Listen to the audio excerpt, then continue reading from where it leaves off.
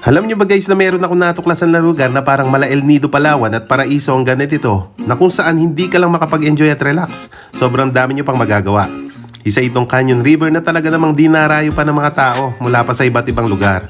And yes, no doubt, kaya ito rin ang tinaguri ang biggest and most beautiful canyon river sa buong Europa. Papaano ba naman kasi bukod sa nakakamangha at majestic view nito mula sa itaas, masarap talaga mag-spend ng summer vacation, lalong-lalo na meron sila ditong iba't ibang activities na pwede mong gawin. Kagaya yan ng swimming, paragliding, boating, diving at kung ano-ano pa.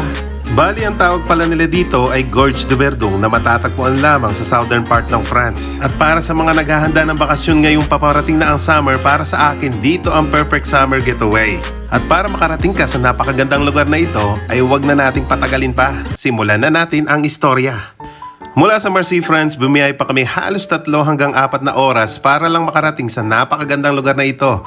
Gamit ang mga pribadong sasakyan ay nag-convoy lang kami papunta doon. Hindi ko naman maiinip sa biyahe dahil lahat ng matatanaw mo sa Europa ay napaka-worth it pagmasdan ng bawat sulok.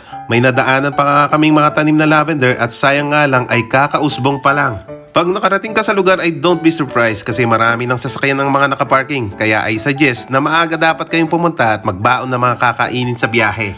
Another travel tips ay kailangan ninyo magbaon ng sariling pagkain dahil doon ay wala kayong mabibili. Tanging mga boat rental at iba pang mga activities ang mga makikita at mararanasan. At finally, nakahanap rin kami ng pwesto na perfect ang spot para sa viewing at relaxation.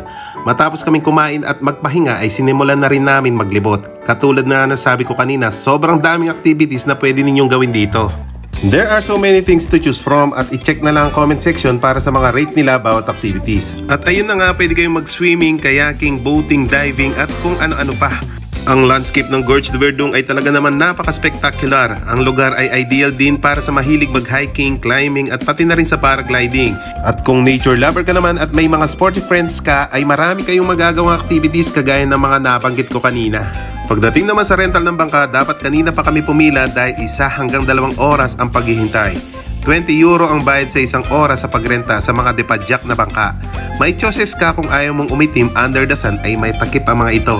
Napakahaba ng kanyon kaya naman maaari mo itong ma-experience hanggang magsawa ka sa dulo. Pero I remind you na 1 hour lang ang paggamit sa mga nirentahang bangka. Yung iba ay paulit-ulit na daw pumapasya rito at dala-dala rin nila ang kanilang sarili nilang inflatable kayak boat at surfing board. At kung may mga kasama kayo para makatake a picture perfect shot, better na magpakuha kayo while the other is nasa kabilang bangka. Pwede ka rin mag-swimming using your life vest pero kahit summer, napakalamig pa rin ng tubig dito na parang mala ice water ang feels. Huwag na huwag kalimutan magdala ng camera with you kasi unforgettable, magic, unusual ang real life experience in its own right.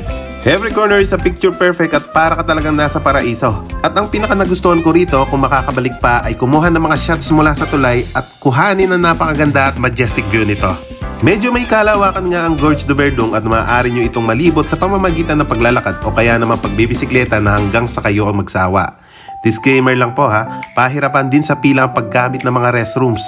Kaya naman ay advice na magbaon rin ng pasensya sa pila at ang worst scenario ay sa tabi-tabi na lang gumamit.